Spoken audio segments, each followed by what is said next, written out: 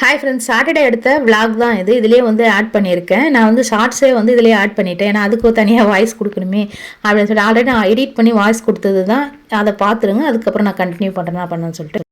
Hi friends, இன்றைக்கி ஒரு சத்தான கீரை கடையில் பார்க்கலாம் வாங்க. சிறுகீரையை வந்து நான் வந்து ஃபர்ஸ்ட் வந்து கீரையே மட்டும் கிள்ளிக்கிறேன். அந்த தண்டெல்லாம் முத்தி இருந்தால் நீங்கள் சேர்க்கக்கூடாது, ஏன்னா வந்து நாராக இருக்கும். அதனால் நான் வந்து ஃபர்ஸ்ட்டு கீரையை மட்டும் கிள்ளிக்கிறேன்.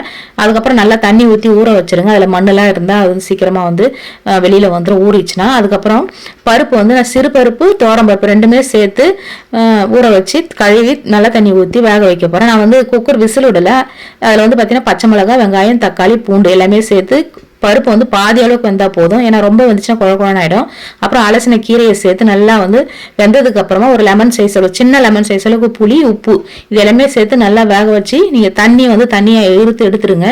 அதுக்கப்புறம் வந்து நான் வந்து உங்ககிட்ட கல்ச்சட்டி இருந்தால் அதில் கடைஞ்சிக்கு நான் வந்து மிக்சி ஜாரில் தான் பல்ஸ் மோட்லேயே விட்டு கடைஞ்சி வச்சுருக்கேன். இப்போ தாளிப்பு கொடுத்துடலாம். எண்ணெய், நெய், கடுகு, சீரகம், அதுக்கப்புறம் வந்து தட்டி வச்ச பூண்டு, காஞ்ச மிளகாய் இது எல்லாமே நல்லா பொரிஞ்சு வந்ததுக்கப்புறம் கீரையில் வச்சுக்கிட்ட நல்லா சூப்பரான ஹெல்த்தியான கீரை ரெடி. ஹாய் ஃப்ரெண்ட்ஸ், டக்குன்னு ஒரு வெண்டைக்காய் பொரியல் பண்ணலாம் வாங்க. அதுக்கு பார்த்தீங்கன்னா ஒரு வெங்காயம், ஒரு தக்காளி, இஞ்சி பூண்டு பேஸ்ட்டு, கருவேப்பிலை, கொத்தமல்லி, வெண்டைக்காய் வந்து கட் பண்ணி வச்சுருக்கேன். ஒரு கடாயில் எண்ணெய் சேர்த்துட்டு கடுகு சேர்த்துங்க. கடுகு வெடிச்சதும் வெங்காயம், கருவேப்பிலை, கொத்தமல்லி சேர்த்துங்க. கொஞ்சமாக உப்பு சேர்த்து வதக்குங்க. வதங்கினதுக்கப்புறம் தக்காளி, இஞ்சி பூண்டு பேஸ்ட்டு சேர்த்து நல்லா வதக்கி விட்டுருங்க. ஒரு மூடி போட்டு வதக்குனீங்கன்னா சீக்கிரமாக வதக்கணும். ஆனால் லோ ஃப்ளேமில் வச்சு வதக்குங்க. அதுக்கப்புறம் வந்து நம்ம கட் பண்ணி வச்சிருக்கிற வெண்டைக்காவை சேர்த்து நல்லா லோ ஃப்ளேம்லேயே மூடி போட்டு வதக்குங்க. அதுக்கப்புறம் அதுக்கு தேவையான அளவுக்கு குழம்பு மிளகாய் பொடி தான். எப்பவுமே எல்லாத்தையுமே குழம்பு மிளகாத்தூள் தான் சேர்ப்பேன். அதை சேர்த்துட்டு நம்ம சிம்லேயே வச்சு ஒரு 2-3 நிமிஷம் வந்து நீங்கள் அடிக்கடிக்கு திறந்து கிளறினீங்கன்னா அந்த சூப்பரான ஒரு வெண்டைக்காய் பொரியல் வந்து ரெடி ஆகிடும். தேவைப்பட்ட நீங்கள் தண்ணி லைட்டாக தொளிச்சிக்கங்க, ரொம்ப வந்து ஊற்றிடாதீங்க, ஏன்னா வளவளப்பாயிடும். நல்லா ட்ரை ஆனதுக்கப்புறம் ஆஃப் பண்ணி சர்வ் பண்ணிங்கன்னா ஒரு சூப்பரான வெண்டைக்காய் பொரியல் ரெடி. ஹாய் ஃப்ரெண்ட்ஸ், இன்னைக்கு மரவள்ளி கிழங்குல சிப்ஸ் எப்படி பண்ணலான்னு பார்க்கலாம் வாங்க. அதாவது கருணக்கிழங்கு வறுவலாம் பண்ணோம் பார்த்தீங்கன்னா சேம் அதே மெத்தட் தான்.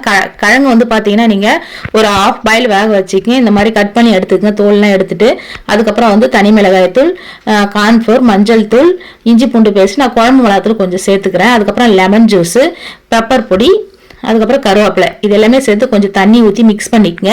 இப்போ நம்ம கட் பண்ணி வச்சிருக்க மரவள்ளி கிழங்கு இதில் சேர்த்து நல்லா மிக்ஸ் பண்ணிவிட்டு நல்லா எல்லா பக்கமும் மிக்ஸ் ஆகணும். மிக்ஸ் ஆனதுக்கப்புறம் நீங்கள் கொஞ்சம் தண்ணி பத்தலாம் நீங்கள் தெளிச்சு பிசைஞ்சிக்கங்க. ஆனால் தண்ணி ரொம்ப விட்டுறக்கூடாது, ட்ரையாக தான் இருக்கணும். நல்லா ஒரு 1/2 hour ஊறட்டுன்னு சொல்லிட்டு நீங்கள் நம்ம எப்படி கருணக்கிழங்கு வறுப்போமோ எண்ணெய் ஊற்றி அதே சேம் மெத்தடில் தான் நம்ம வறுக்க போகிறோம்.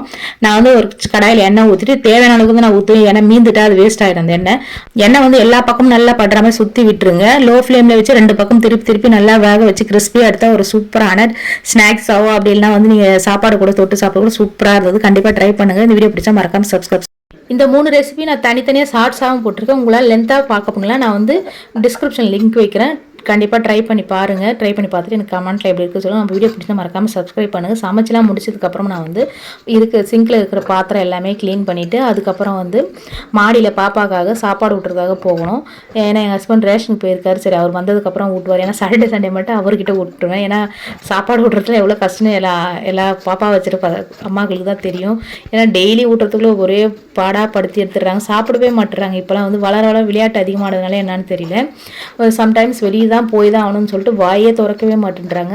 அதனால் சாட்டர்டே சண்டே மட்டும் அவங்க அப்பா வீட்டில் இருந்தாலும் அவர்கிட்ட தான் நான் கொடுத்துருவேன். நான் ஊட்டவே மாட்டேன். இல்லாத அன்றைக்கி மட்டும் தான் நான் ஊட்டுவேன். ஏன்னா சாட்டர்டே சண்டே கண்டிப்பாக அவர் வீட்டில் இருப்பார். அதனால் அவர்கிட்ட கொடுத்துருது.